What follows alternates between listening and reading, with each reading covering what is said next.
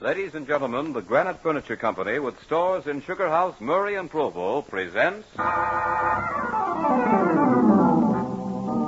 Hall of Fantasy. Welcome to the Hall of Fantasy. Welcome to the series of radio dramas dedicated to the supernatural, the unusual, and the unknown. Come with me, my friends.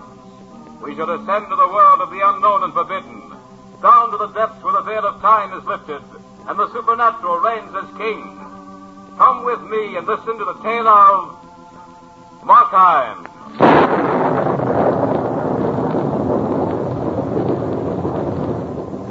The Granite Furniture Company brings you the Hall of Fantasy. Listen now to original tales of the imagination and some of the classics of the supernatural as we take you down the corridors of the Hall of Fantasy to the mysterious realms of the unknown. These are stories of eerie and fantastic thrills brought to you by your friends at the Granite Furniture Stores.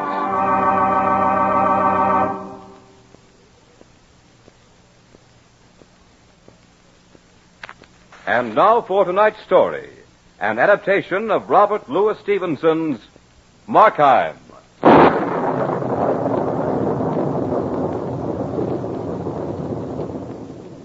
They said that Markheim's first great crime was that he had committed murder. That's hardly true, for no man can kill his fellow until he first twists the knife in his own heart. This is the story of Markheim. He was a gambler accustomed to lightning shifts of fortune, but on the eve of his greatest triumph, he couldn't resist that final spin of the wheel. It was his life against the future. He wanted the decision to come swiftly, as it had always done before. But this time, the wheel turned tortuously slow for Markheim, and once set into motion, no power on earth could halt it. It was Christmas Eve. Markheim was happy to be towed along on Angela's little leash. She loved him, or what she knew of him. Angela was quite aware of the power of her smile, and Markheim was aware of the fact that she'd been leisurely and charmingly spoiled. But even if it had been a great chain that had led him into this lovely garden, instead of a warm, sweet smile, he'd have resisted no more than he did now. For this leash would lead him to a fortune. More money than he'd ever dreamed existed in all the casinos in the world. Besides, he was in love with Angela. Mark, when do you plan to speak to Papa? Very soon, dearest. There are a few things I want to clear up first. It won't take long. Just a few days at the most. Tomorrow, perhaps? Tomorrow? Well, that's pretty short notice, darling. I'm afraid that Oh, I want it tomorrow. Yes, but why? What's so significant about tomorrow? I had thought to wait just a few more... Tomorrow's just as good as any other day. In fact, it's better. It's Christmas. It's tomorrow or never. Angela, what are you saying? Oh, don't look so frightened, darling. I was only joking. Ah, that's better. Only it will be tomorrow, Mark, won't it? You always get your own way. Always, darling. But I wouldn't have insisted if I didn't think it would make us both happy. And you think we'll be happier if I ask your father tomorrow? Of course. There's no need to wait, and I want this for a Christmas present. Christmas present? Yes. Oh, and speaking of Christmas presents, I have a very nice one for you. Oh? Not too nice, I hope. I hope it wasn't too... Costly? Oh, but it was very. I wish you hadn't, Angela.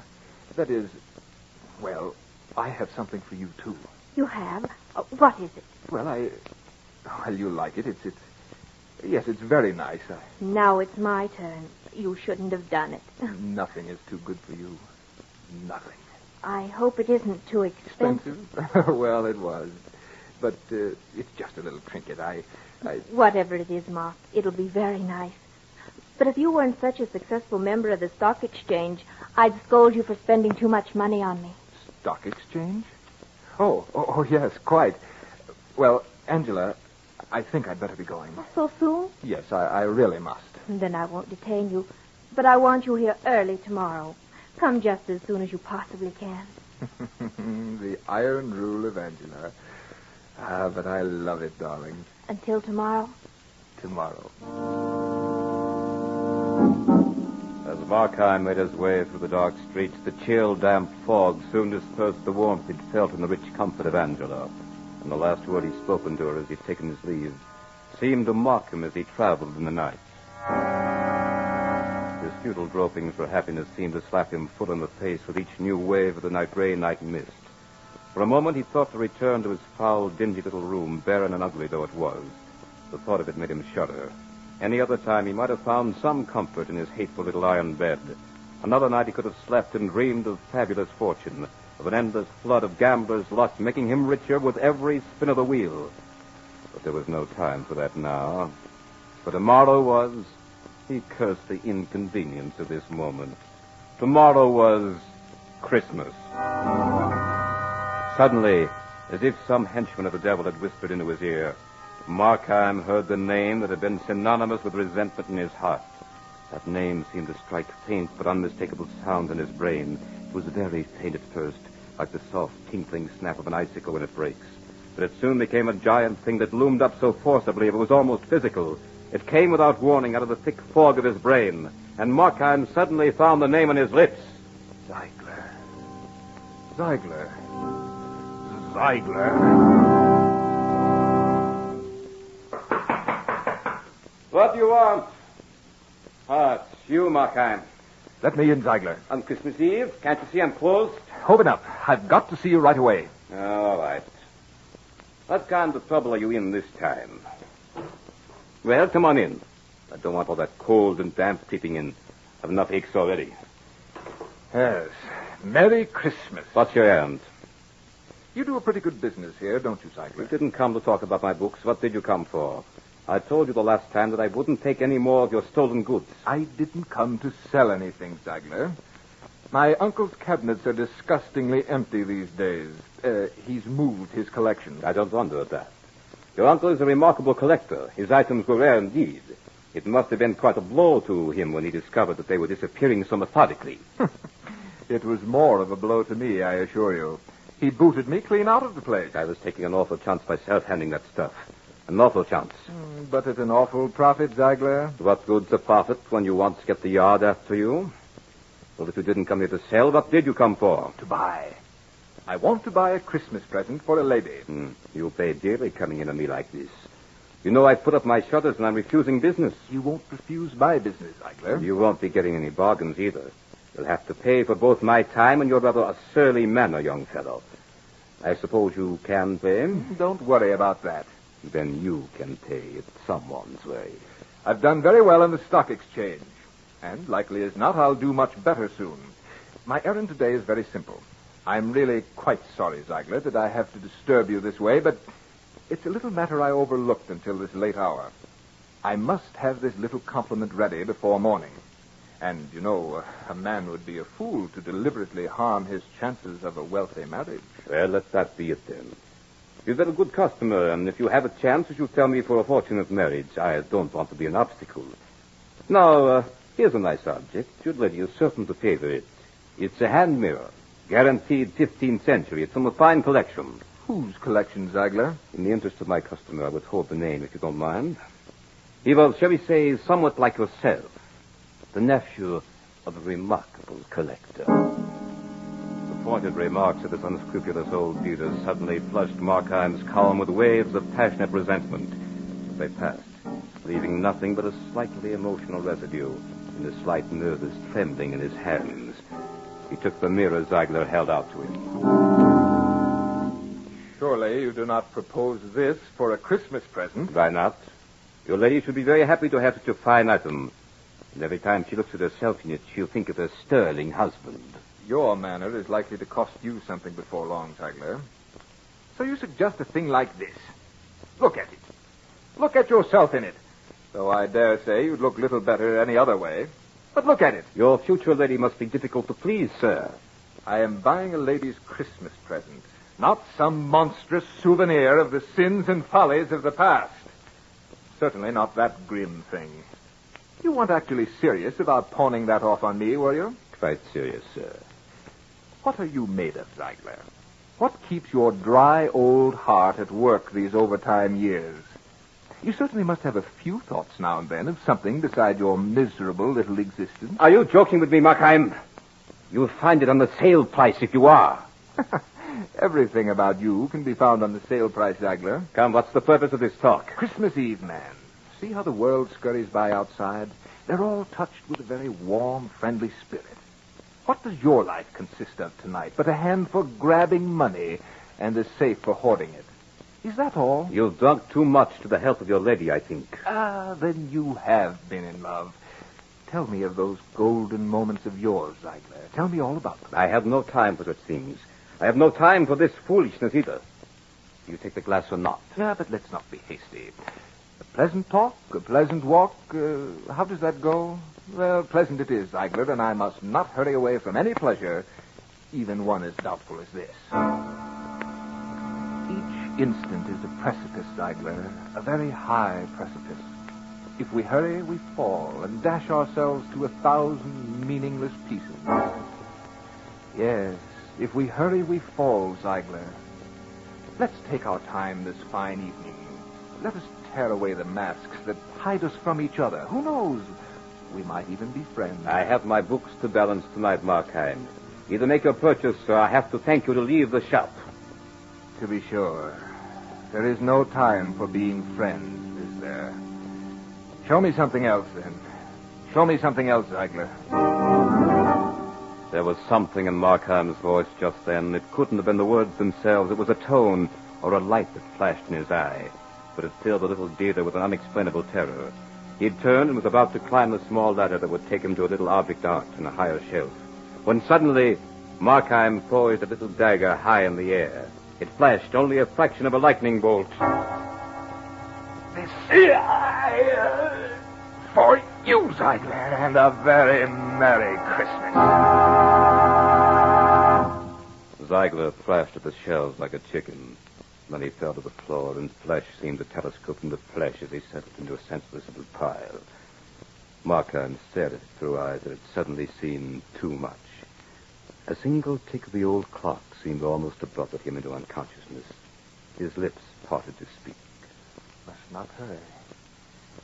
Each instant, a precipice. Yes. Zeigler, stand up! Stand up and speak to me!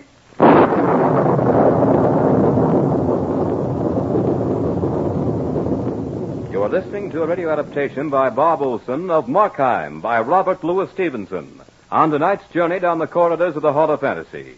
Brought to you by your friends at the Granite Furniture Company with stores in Sugar House, Murray, and Provo.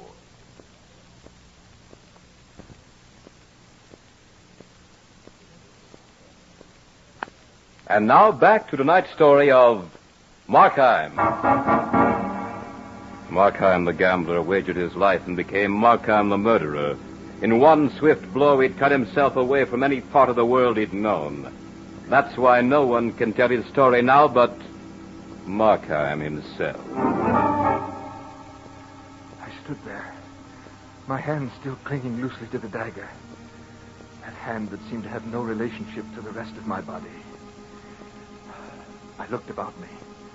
The candle on the counter caught a chill draft and was wagging like the tail of an excited puppy.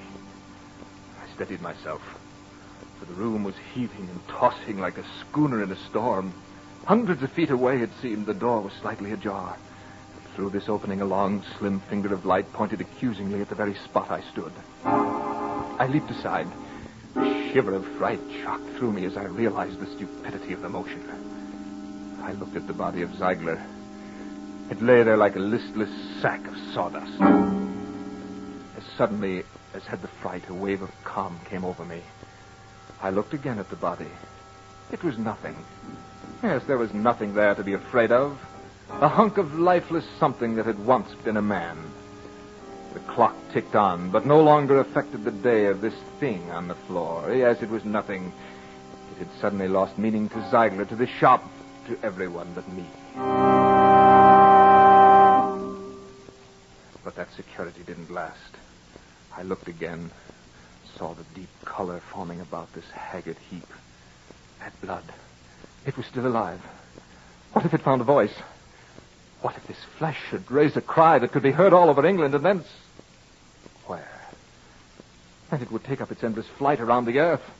It would never be still again. Never. Time. I must have time. Oh, but time had such a raucous voice. Yes, what is time? A new precipice each instant. Each tick of the clock was a new danger. I picked up the candle, started about the room, filling my pockets with the treasures of art that Zeigler had gained so craftily and guarded so fiendishly. I saw things that terrified me. Things that turned out to be my own shadow. I'd catch a reflection of myself in a rack of mirrors, rich imported glasses that sent a new fear to wilt my nerves. For each time I looked, I saw a hostile sea of my own eyes spying on me. 1,000 questions flashed across my world of hysteria. Why had I used a knife? Why hadn't I chosen a more quiet hour? Why had I killed him at all?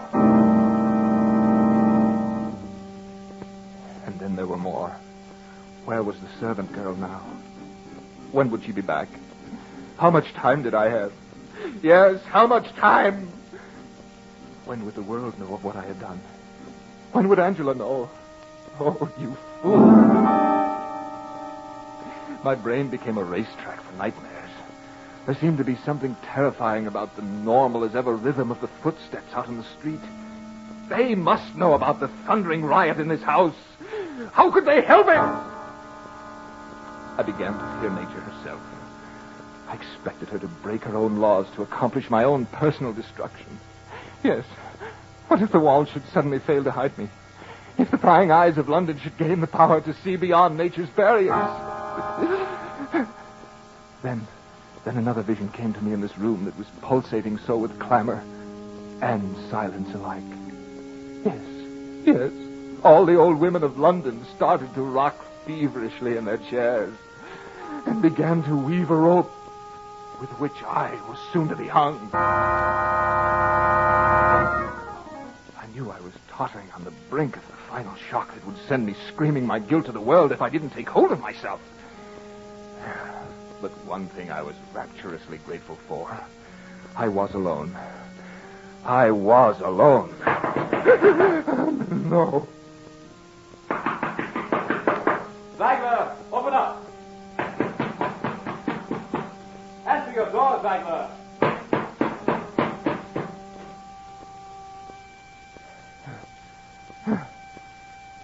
Thank heavens. He's gone.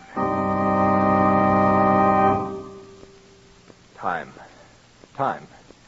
Yes, I must have time. Others will come. The girl. I must get the money. No time to waste. I walked over to the body, shoved it with my foot. It rolled over crazily and took on a queer, twisted posture. The face was pale like wax. I remembered the wax museum I'd seen as a lad, and that memory robbed the scene of its grotesque quality. I took new courage. I saw myself as a boy. Yes, how horrified I'd been at those realistic reproductions of famous murders. Even the music came back to me, the monotonous chant of the calliope.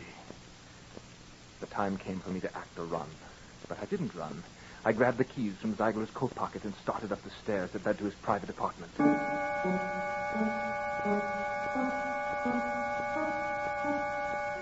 There were 24 steps and 24 separate torches that led to the drawing room where I knew I'd find the safe. As I walked, I seemed to hear the echo of another footstep coming from behind me. Now I was at the top. I pulled open the door, entered, and bolted it behind me. The sense that I was not alone in this house was about to drive me mad. I longed to be in my shoddy little room, away from the eyes that were constantly dancing about in this house. Every man who walked became an avenger and sought stealthily for some scrap of evidence that would curse me forever. I thought of Angela, not long, just the length of a breath or so, but I heard her voice in hollow mockery.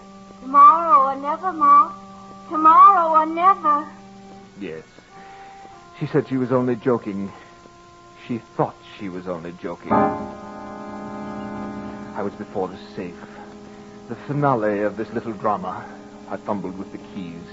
There must have been 50 in all. And again, the rush of time began to make me tremble with uncontrollable anxiety. Time. If I ran out of time, this nightmare could have no meaning at all. I shot a glance at the door. Nothing stirred. Yes, I was satisfied that I must be alone. It was quiet here. Even my heart began to slow down a little. Suddenly, another sound broke the stillness. It came from the nearby church. The organ was playing a familiar hymn. I listened.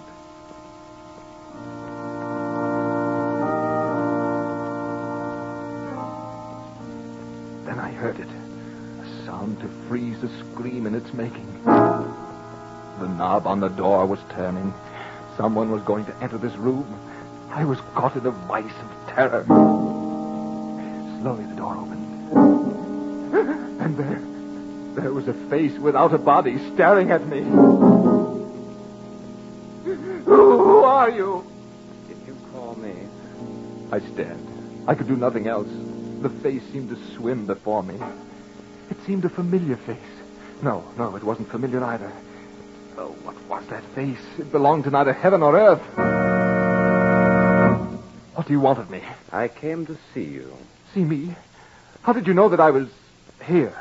You told me. I told you? Not directly, perhaps. Then you really do know me? Right down to the soul. Are you the devil? Does it matter? Oh, yes, but you knew me some time ago. Yes, thank heaven you don't know about the murder. Oh, but I do. I came to warn you that the servant girl has left her sweetheart early tonight and is on her way home now. Now? Yes. Shall I tell you what she brings with her for your Christmas? What? The gallows. Now you must hurry. Shall I tell you where to find the money? For what price? It's a Christmas gift. What are you going to do with me? You know that I'm really not evil. I had no heart for these things. Yours will probably be a deathbed repentance. I have no concern with that. I'm interested in you only as long as you are alive. But why do you do this at all? Can't you see that my hands are red? Don't you realize that I've murdered the little dealer? Yes. Then why do you stop with me? Because your name is Markheim. Yes. My name is Markheim. You know that I'm made up of evil and of good. You'll see that they don't destroy the good to avenge the evil. You will help me, won't you? This money you're about to take, how will you use it? On the stock exchange. But that's where you've already lost thousands. Yes, but this time I have a sure thing. You will lose again, Markheim. You know? I do. But I'll save out half. You will lose that, too. Oh, if that happens, if I do lose again, what next? Yes, I'll start over with Angela. You have lived for 36 years, Markheim. 15 years ago, you would have shuddered at the thought of stealing. 3 years ago, the name of murder would have made you ill. Who knows, Markheim, what you might embrace in the next 5 years? But I still have good in me. Tell me, have you grown any better at all in the past few years? I can remember when I was a boy. Yes. I still love the things that I loved then. But are you better than you were then? No. And you still want me to help you get the money.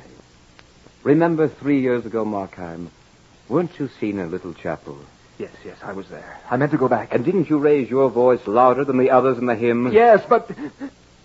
Where are you going? We part company here. Time has run out. That's the maid, you see. The maid. What shall I do? Why not do what you did with the dealer? Here's your last great danger. One more swift blow, and you can finish at your leisure. Don't go. Don't leave me. He's gone. My last great danger. Yes. There is nothing left to do but... I took the little dagger from my coat pocket and crept down the stairs. 24 steps to... where? Tomorrow or never, Ma. Tomorrow or never. I can do it quickly. I'll tell her old Zeigler is ill. Yes, now don't crack a smile, Markheim. Whatever you do, don't overact. But curse the thing that made me lose all this precious time with talk. Yes, too late now, though. Much too late. Too late. There's no more time for you, Markheim. You again. Who are you, anyway? The door, Markheim. Here's your chance. Open the door. First, tell me who you are. Don't you know? Don't you know, really? No, I don't. My name is Markheim. No. Then you're... The door, Markheim. Answer the door. Hello. Is Mr. Zeigler in? Are you the maid? Yes. Then you'd better go for the police. I've just murdered your master. So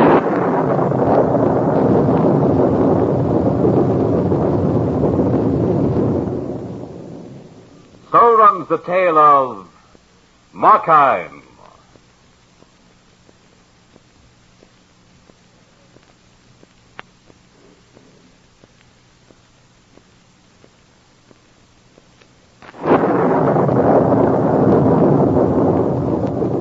Remember to join us next week at a new time for another journey down the corridors of the Hall of Fantasy.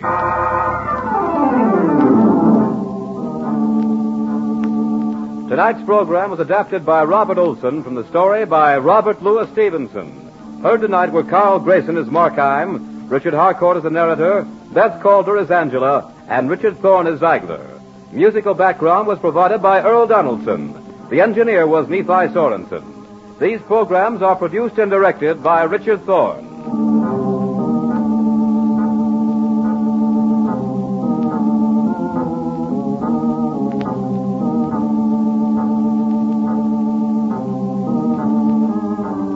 Remember, be with us again next Sunday night on Kall at a new time. Just 1 hour later at 9:30 p.m. when the Granite Furniture Stores in Sugar House, Murray and Provo will take you on another journey down the corridors of the Hall of Fantasy.